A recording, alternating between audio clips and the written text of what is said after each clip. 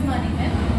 આજે તમે બીજાનું રિઝલ્ટ આવ્યું છે, સો એનું ઓવરઓલ ડેવલપમેન્ટ તમને કેવું લાગ્યું હેલો કિડ્સમાં? હેલો કિડ્સમાં મારી બેબી 4 વર્ષની છે. બીજા બહુ જ સરસ ડેવલપમેન્ટ છે, એનો ગ્રો પણ ગમે છે, એનું મેનેજમેન્ટ પણ બહુ જ મસ્ત છે. મને તો લાગે છે કે ના બરાબર નથી છે. સો બીજા જે યર્સથી અહીંયા આગળ આવી હતી અને ત્યારથી લઈને અત્યારે યુકેજી સુધી, તો એનામાં જ્યારથી આવી હતી ત્યારથી લઈને અત્યાર સુધીમાં એનું કેટલું તમારા મતે એનું ડેવલપમેન્ટ થયું છે?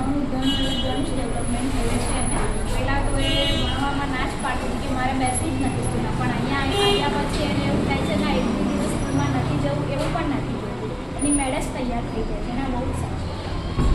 અપાર્ટ ફ્રોમ આપણી એકેડેમિક્સ અમે જે એક્ટિવિટીઝ છે, રોલ પ્લે છે, એ બધું કરાવીએ છીએ, તો આગળ જતાં બી એ લોકોને સારું રહેશે અને એ લોકોનું માઇન્ડ એકદમ ડેવલપ થશે કે ના આગળ જતાં અમારે બી કશું આવું કરવું હોય તો રેડી થશે.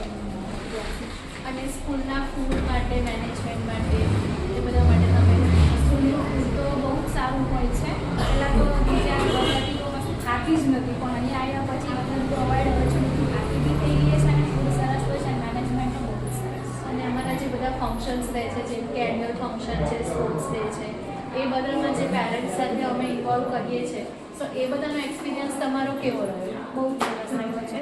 એન્યુઅલ ડે હોય છે, સ્પોર્ટ્સ ડે હોય છે, એમાં જે અમુક ઇન્ડિપેન્ડન્સ ડે વખતને એ બધે અમને પેરેન્ટ્સને બોલાવે છે તો બહુ સરસ હોય છે. મધર્સ ડેનું કરે છે, ફાધર્સ ડેનું કરે છે, બધું બહુ સરસ હોય છે. સો ઓવરઓલ તમારો એક્સપિરિયન્સ હેલો કિડ્સ માટે તમે શું રેકમેન્ડ કરશો બધાને? હેલો કિડ્સ સ્કૂલ એ બેસ્ટ છે.